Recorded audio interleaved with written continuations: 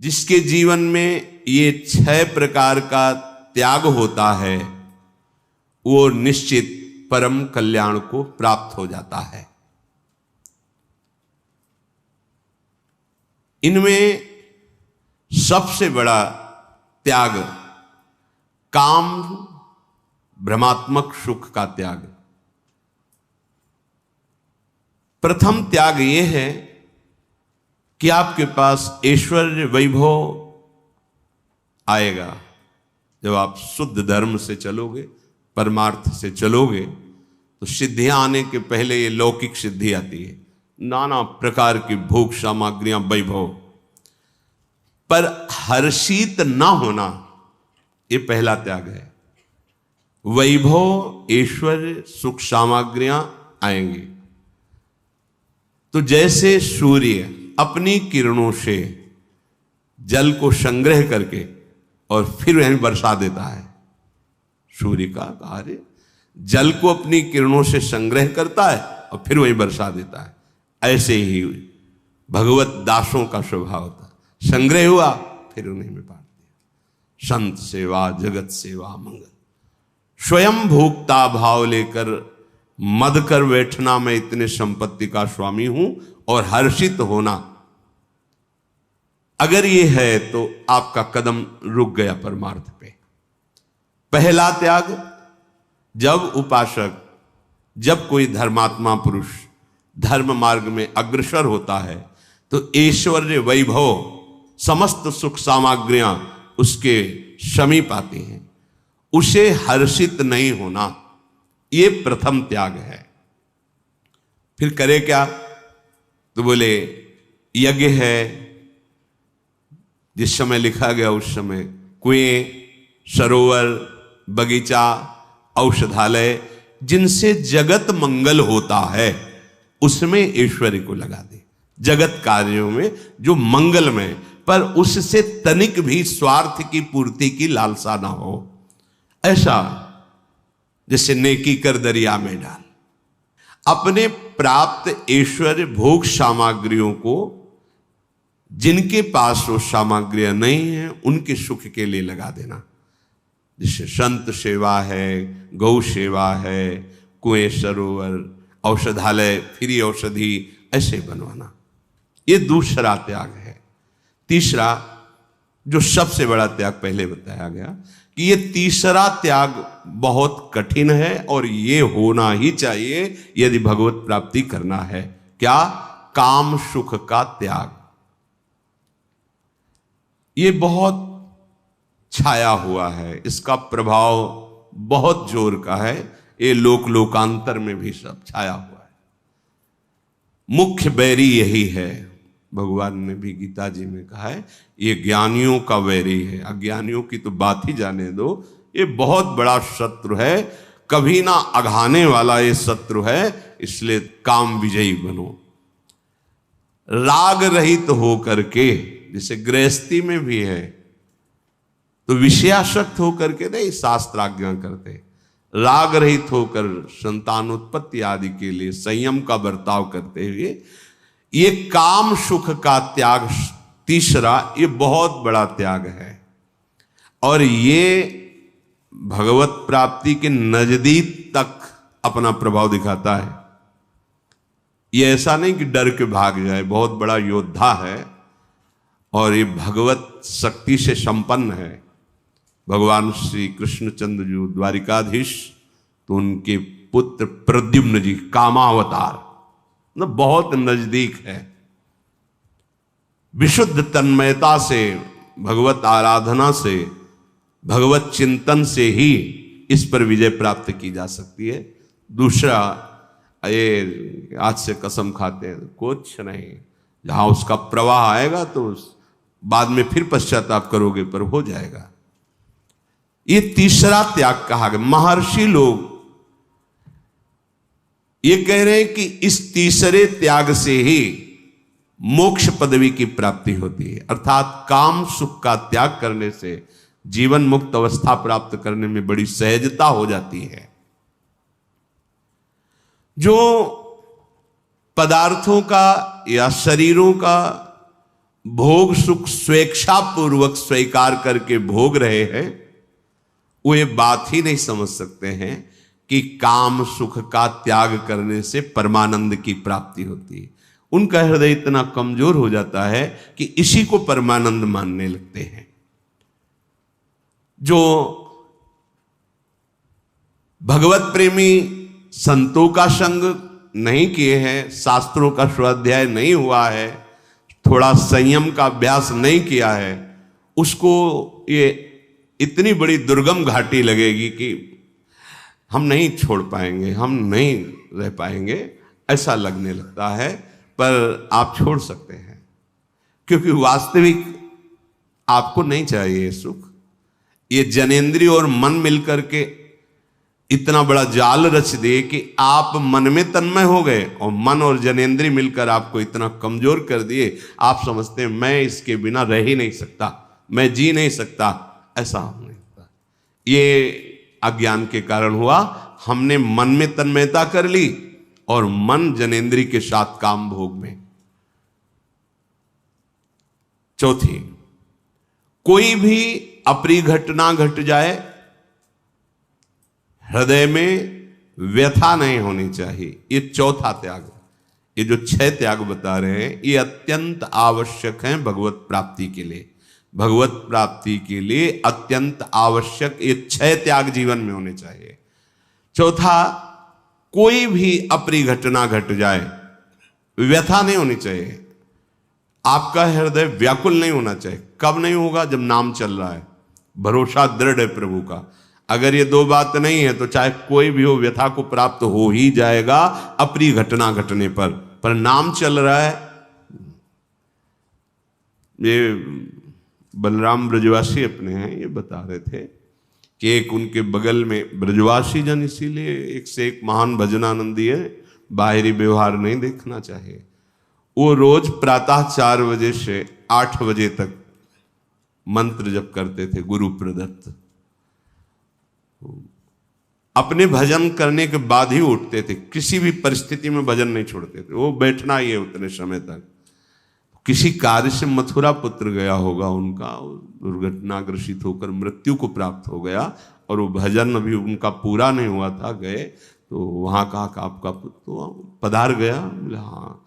बोले ठीक है, आप लोग व्यवहार करो जो, और 8 बजे के बाद ही हम उपस्थित हो पाएंगे। अभी तो क्या मतलब क्या बात है, देखो इससे बड़ी अप्रिय घटना क्या हो सकती है? कोई फर्क उनके नहीं। इस समय जो वर्तमान में राधा वल्लभ लाल जी का जस गाते हैं श्री मुखिया जी महाराज, उनके जो बड़े पिताजी मुखिया जी थे, जिस समय वैसे राधा वल्लभ जी के सामने आंख बस ऐसे एक बार देखा, आंख मूंद ली, सब पद कंठस्थ थे और वो गान कर। उनके बड़े भाई का अग्नि आदि से शरीर, उनको ना आँख खोला ना हारमोनियम रुकी, पूरी श्री जी की सेवा जो पद गायन की होने के बाद तब फिर उठे और अंत्येष्टि की।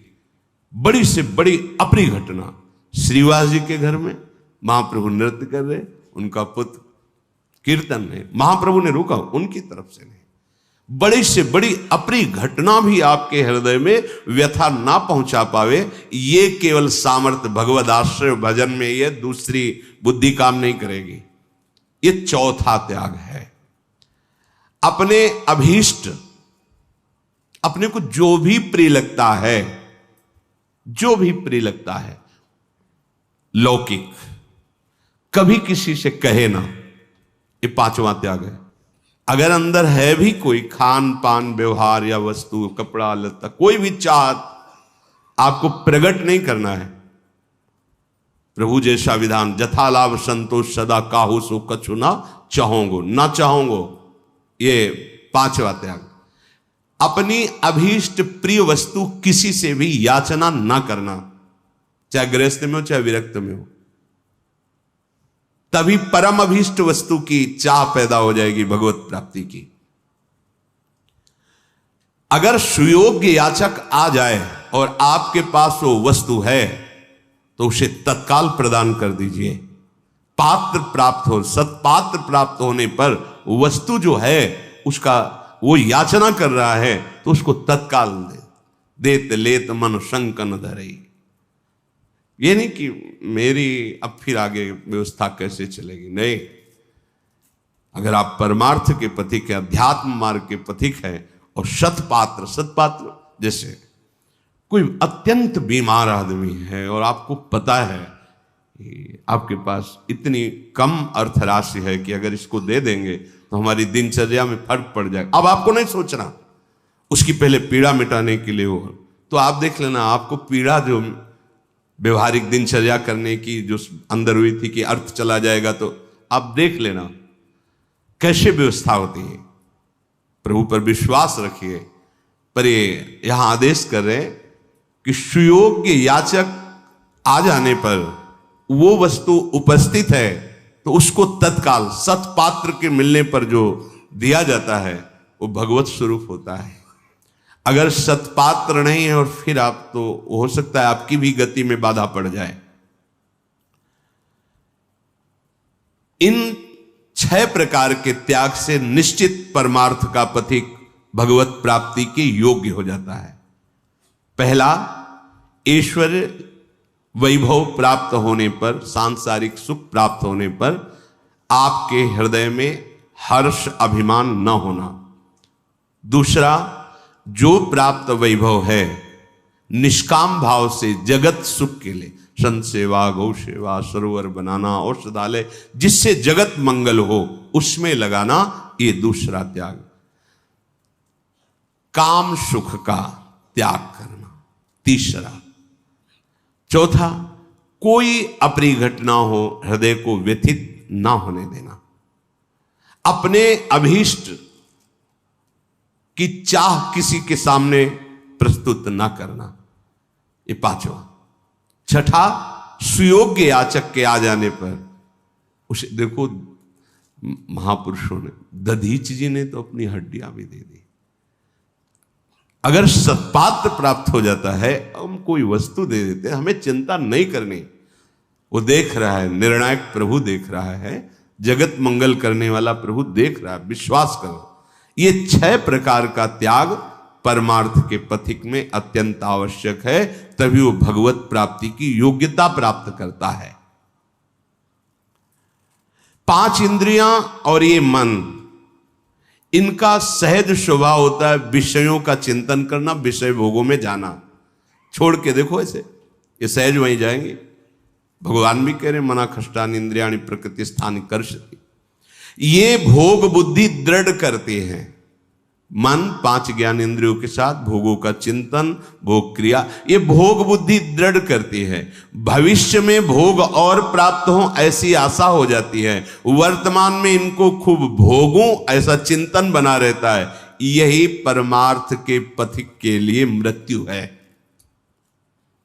सनत सुजात जी उपदेश कर रहे हैं, 5 ज्ञानेंद्रियां, मन, ये सदैव भोगों की तरफ ही जाते हैं। भोगों की तरफ भोग प्रवृत्ति बढ़ती है। ये भोग प्रवृत्ति इतनी बढ़ती कि वर्तमान में खूब भोगों को भोगूं और भविष्य में और अच्छे अच्छे भोगों को भोगूं, यही भगवत प्राप्ति में सबसे बड़ी घातक बात है। और ये प्रायः सबके हृदय में रहती है। सत्संग से प्राप्त विवेक, विवेक से हम इस, और भजन बल से इसे दूर करते हैं। केवल बातें बनाने से कोई संत नहीं हो जाता है। सनत सुजात जी कहते हैं, तस्मात् क्षत्रे माम मास्ता जल्पिते नयो वैदुजम या एव सत्यान्नापेति स्यागयो ब्राह्मणस्त्वया। वही ब्रह्म ऋषि है, वही महात्मा है, वही संत है जिसकी हर समय स्थिति परमात्मा में होती है। केवल बातें बनाने से ही कोई संत नहीं हो जाता है। जो सत्य स्वरूप भगवान में नित्य निरंतर स्थित रहता है उसी को ब्रह्म ऋषि कहा जाता है, उसी को भक्त कहा जाता है, उसी को संत कहा जाता है। हर समय भगवदाकार वृत्ति। देख लो संत का भाव क्या, हर समय भगवदाकार स्थित। आप रह ही नहीं सकते। अभ्यास कीजिए, थोड़ा हृदय पवित्र हो, भारी व्याकुलता होती है। अगर कुछ भी क्षण ऐसा लगा कि प्रभु से बिलक वार्ता या चेष्टा ऐसा, तो हृदय जलता है। ऐसा क्यों? कौन सा सुख चाहिए तुम्हें? क्या अभी तुम्हें ये ज्ञात नहीं है परम सुख प्रभु है? धिक्कार पैदा हो जाएगी मन में, नहीं, व्याकुलता पैदा। अभी तो घंटों व्यर्थ चले जाते हैं, कोई जलन ही नहीं होती आपको, अभी अंतःकरण, अभी अनर्थों की निवृत्ति नहीं हुई, पवित्र नहीं हुआ। अथर्वा मुनि महर्षि समुदाय समस्त वेदों का स्वाध्याय करके, अनुभव करके ये कहा है कि जो वेदों के परम तत्व श्री भगवान को जान नहीं लेता, उनमें स्थित नहीं रहता वेद के अनुसार, वो न तो विद्वान है, न वो ब्रह्म ऋषि है, न वो संत है। बड़े बड़े मुनियों ने वेद शास्त्रों का स्वाध्याय करके, अनुभव करके निष्कर्ष निकाला है कि परमात्म तत्व का बोध, निरंतर भगवदाकार स्थिति भजन यदि नहीं तो सब वेद कंठस्थ हो, सब सिद्धांत का प्रवचन हो, फिर भी वो न तो विद्वान है, न संत है, न ब्रह्म ऋषि है। लक्ष्य क्या है शास्त्रों का? प्रभु में स्थित हो जाना। ब्रह्मविद ब्रह्मवि भवति, ब्रह्माकार वृत्ति, भगवदाकार वृत्ति। जो केवल वेद वाक्यों का उच्चारण करता है, वेद वाक्यों का लक्ष्य प्रभु परमात्मा को नहीं जानता है, वो विद्वान नहीं है, वो ब्रह्म ऋषि नहीं है। कहे न वेदानाम वेदिता कश्चिद अस्ति कश्चित त्वेतान बुध्यते वापि राजन, यो वेद वेदान न सवेद वेद्यम सत्ये स्थितो यस्तु सवेद वेद्यम। केवल वेद वाक्य कंठस्थ हो गए, वेद का परम लक्ष्य जो प्रभु हैं, परमात्मा हैं, उनके भजन में तुम्हारी स्थिति नहीं, निरंतर परमात्मा तत्व में स्थिति नहीं, तो तुम वेद को नहीं जानते, वेद के रहस्य को नहीं जाना, तो तुम कैसे ब्रह्म ऋषि हो गए, कैसे तुम संत हो गए? अर्थात वही संत, वही महात्मा, वही विद्वान, वही ब्रह्म ऋषि जो परम सत्य परमात्मा में निरंतर स्थित है। मनुष्य केवल कर्म विधायक वेद को जानता है, वेद कहता है ऐसा करो, ऐसा ना करो, लेकिन ये नहीं जानता कि वेद का परम लक्ष्य क्या है। जितना भी बुद्धि के द्वारा जाना जाता है वो सब माया रचित होता है। वास्तविक तत्व पर ब्रह्म परमात्मा को बुद्धि के द्वारा नहीं जाना जाता, बुद्धि उसमें लय हो जाती है। मयि मन आधत्सो मयि बुद्धि निवेशाय समर्पित। नाम चल रहा है, मंत्र चल रहा है, सर्वत्र जहां बुद्धि जाती भगवत भाव हो रहा है। अब बुद्धि में भगवान प्रकाशित हो जाएंगे, बुद्धि वहां नहीं पहुंच पाती, प्रभु उसमें प्रकाशित हो जाते हैं। जो महापुरुष वेदों के रहस्य को जानता है, वो जानने योग्य परमात्म तत्व में स्थित रहता है।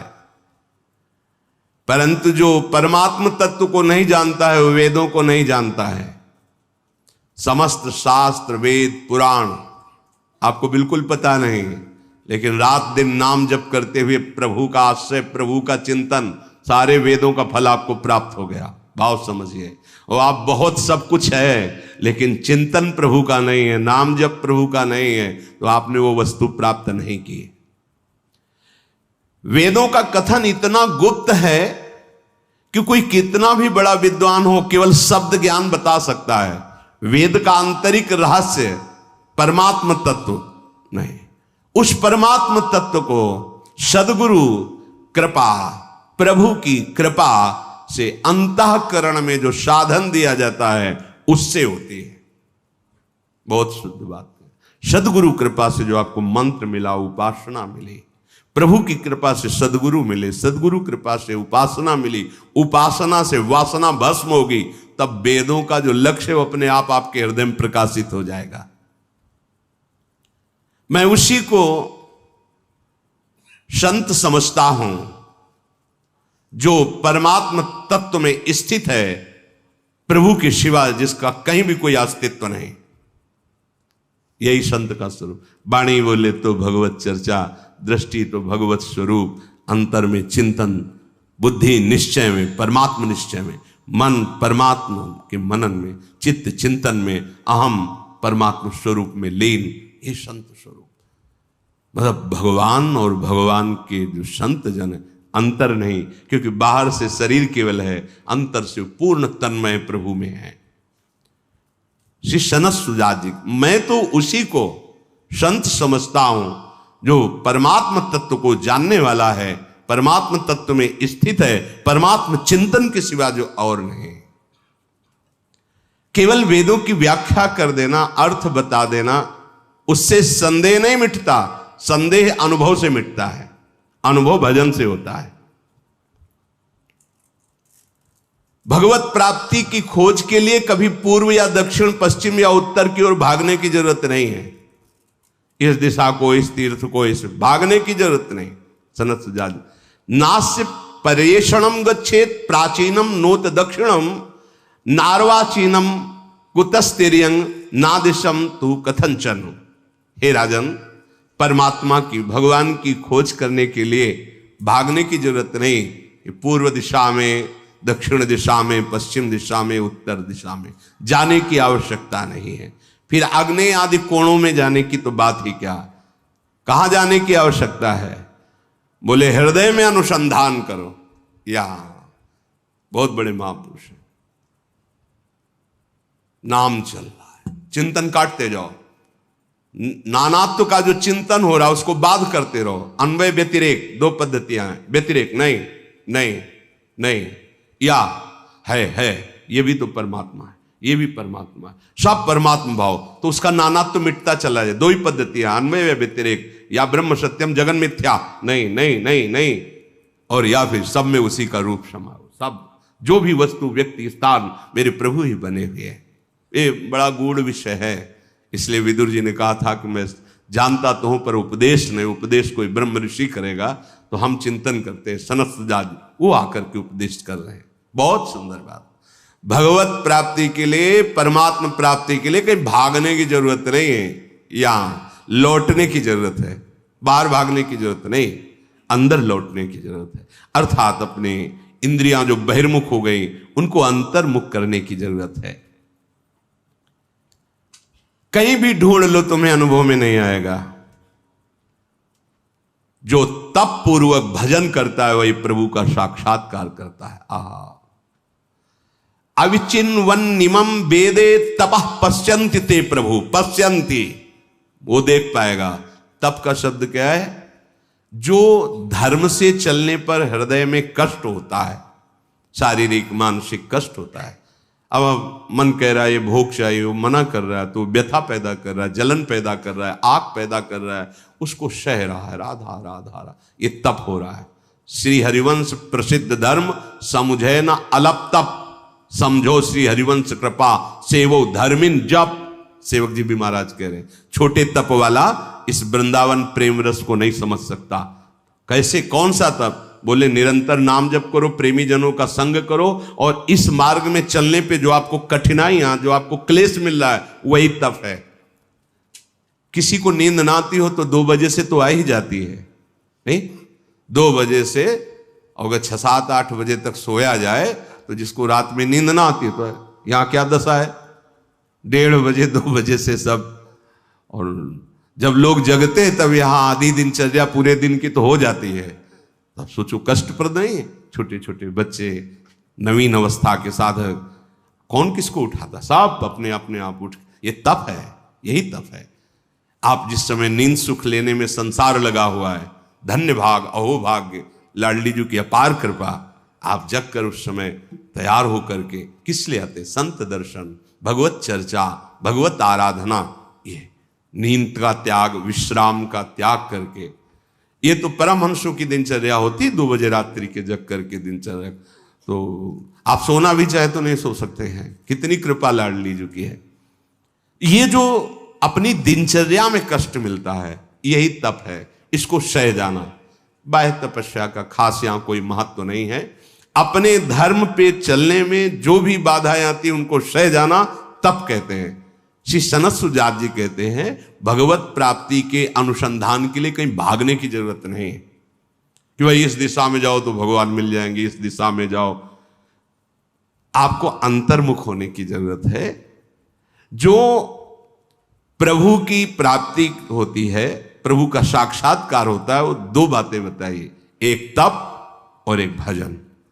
तप पूर्वक भजन करने से, तप पूर्वक जैसे हमें जो सुख भोगों की लालसा है मन को, और वो नहीं देते, धर्म विरुद्ध है तो नहीं देते, तो वो हमें जलाता है, उस जलन को सह जाना। अगर किसी ने निंदा कर दी, गाली दे दी, अपमान कर दिया, तो हृदय जलता है, बस उसी जलन को सहना, उसी ताप को सहना तप है, असली तप वही है।